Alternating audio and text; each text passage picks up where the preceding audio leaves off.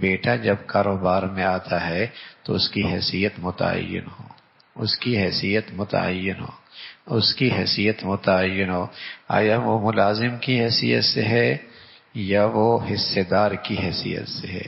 اگر ملازم کی حیثیت سے ہے پھر اس کی مناسب تنخواہ مقرر کرنی چاہیے۔ کیوں؟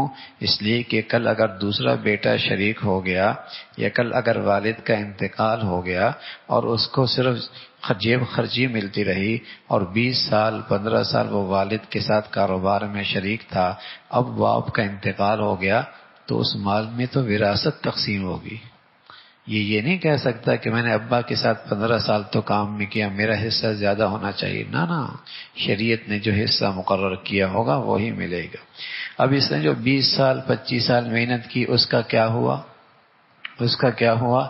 غلطی کہاں ہوئی کہ جب یہ کاروبار میں آیا تھا اس کی حیثیت مقرر نہیں کی تھی۔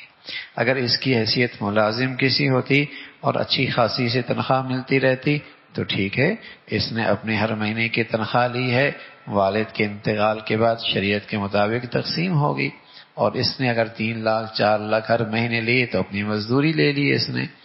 اور اگر باپ نے اس کو حصے دار بنا دیا، ایک حصے میں یا آدھے میں یا نصف میں یا تہائی میں حصے دار بنا دیا تو ٹھیک ہے، اس کی محنت کی مزدوری مل گئی۔ اب بقیہ جو حصہ ہے جو اس میں اس کا بھی حصہ ہوگا اور باقی جو اس کے ورثاء ہیں ان کی وراثت کا حصہ بھی ہوگا، اور اس کا اپنا حصہ جو اس کے شیئر ہیں اس کاروبار میں وہ الگ سے ہوں گے، اس میں وراثت جاری نہیں ہوگی۔ تو یہ بہت اہم بات ہے، بس اوقات اسے نظر انداز کیا جاتا ہے، اور جب والد کا انتقال ہوتا ہے تو بعد میں مسائل بہت کھڑے ہوتے ہیں۔ بیٹی کہتی ہے میرا حصہ، بیٹا کہتا ہے کاروبار تو میں نے ابا کے ساتھ کھڑا کیا ہے، کاروبار تو میں نے کھڑا کیا ہے۔ دوسری بہنہ کہتی ہے میرا حصہ، بھائی کہتا ہے کاروبار تو میں نے کیا سارا، تمہیں کیسا حصہ ملے گا؟ ٹھیک ہے، ان چیزوں میں حصہ ہو، کاروبار میں کوئی حصہ نہیں، یہ تو میں نے کیا ہے۔ چھوٹے بیٹے چھوٹے بھائی بعد میں کاروبار میں شریک ہوئے، اور یہ بھائی 40 سال سے کاروبار میں شریک تھا، اب دونوں میں وراثت ایک جیسی۔ اب اس 40 سال کی محنت کا بدلہ کہاں گیا؟ غلطی کہاں ہوئی؟ جب کاروبار میں آئے تھے اس کی حیثیت مقرر نہیں کی تھی، اس کی حیثیت مقرر نہیں کی تھی۔ اور بھائی یہ معاملہ کوئی معمولی نہیں، معاملہ حرام حلال کا ہے، معاملہ حرام حلال کا ہے۔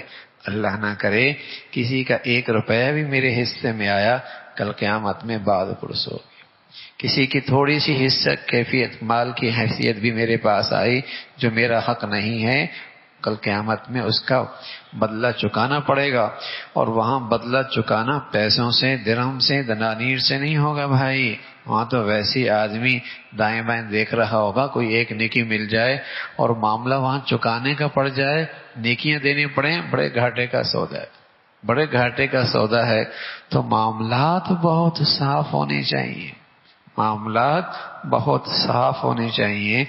تو بیٹی کی کاروبار میں کیا حیثیت ہے وہ طے ہونی چاہیے۔